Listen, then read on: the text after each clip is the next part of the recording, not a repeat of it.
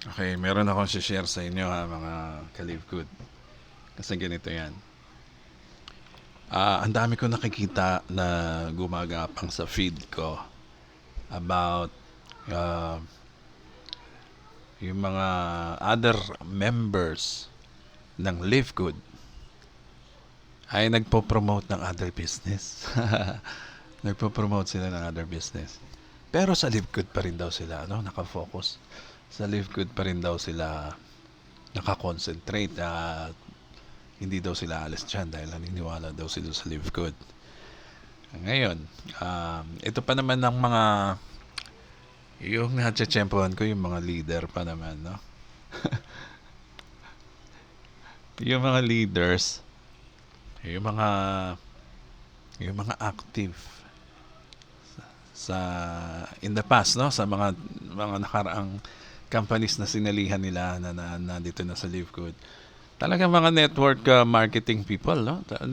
Networker kung tawagin natin, no? Sanay na sanay talaga sila, no? Ayan, kung matagal ka na rin sa network marketing, hindi ba dati tinuturo niyo mga yan? Kailangan mag-focus ka sa isang company lang. Huwag ka promote ng iba. Ayan, kadalasan na naririnig. Which is, may tama naman, no? Ngayon, ito, sila mismo, nakikita ko, nagpo-promote ng ibang companies. Company, no?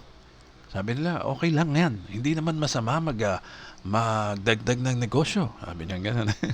Hindi naman masama magdagdag ng negosyo. Sabi nga ni Warren Buffett, huwag kang maglalagay ng egg sa isang basket lang. Maglagay ka rin sa ibang basket, no? Dapat ganun daw. Which is tama yun, no? Pero tignan nyo ang situation natin. Alam naman natin na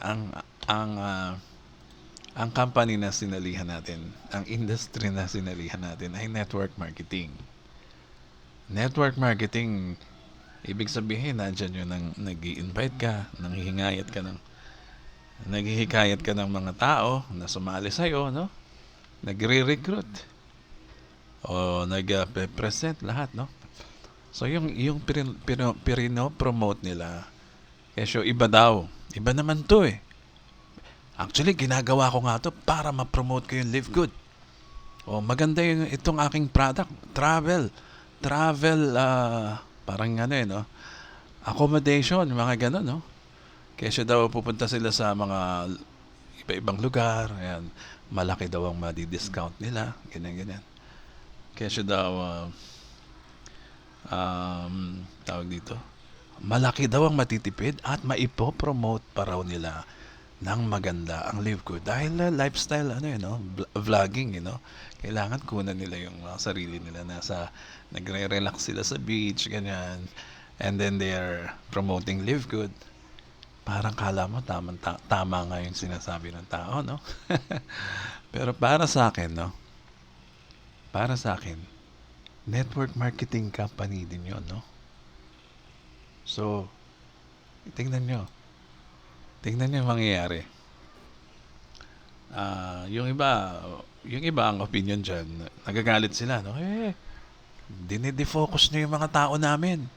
Ina-attract nyo sa ibang company para lumipat sa inyo. Ganyan. Which is, wala namang mali doon, no? Tama pa rin yun. So, kasi network marketing din yung pinopromote ng isa. Kahit pa iba ang produkto mo, tapos, ang ganda-ganda na ng kalagayan mo sa Live Good at inuuto mo pa sila na lumipat sa'yo, napaka-unethical na nun. Sana nanahimik ka na lang na nag-join dyan sa another network marketing company at nagpalago ka dyan silently at hindi mo na idamay yung mga tao na nagkakaroon. Siyempre, pag pinakita mo yung isa na napakaganda, titimbang yan, no? Maganda yung isa hindi maganda.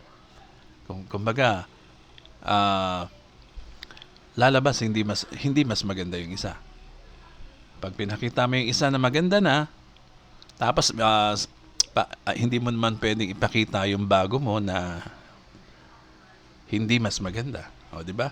Siyempre, lagi mong gagawin yung papagandahin mo yung itsura ng isa na bago mo para naman mag-join din sila sa iyo, no? So ibig sabihin, parang lumalabas tuloy. No, hindi lang unethical ang tawag diyan, nagkakaroon ng greediness, no?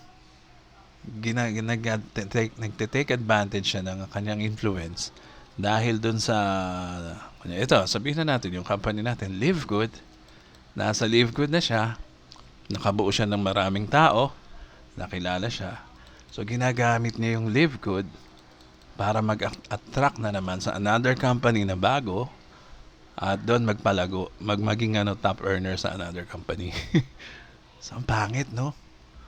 Nasa network marketing ka tapos gaganyanin mo. Kumbaga, ikaw na leader, no? Isipin mo mabuti yung ginagawa mo, hindi ganyan. Kasi marami ang madi-discourage o marami siguro o ma-attract sa'yo dahil ay leader to, susundan namin to, sasali rin kami dito sa another company niya. Okay, maganda yan, no? Dahil sa pang sariling interest mo. Pero sa karamihan, no, like us, hindi namin nagugustuhan yan dahil pare-pareho tayo nasa industry ng network marketing.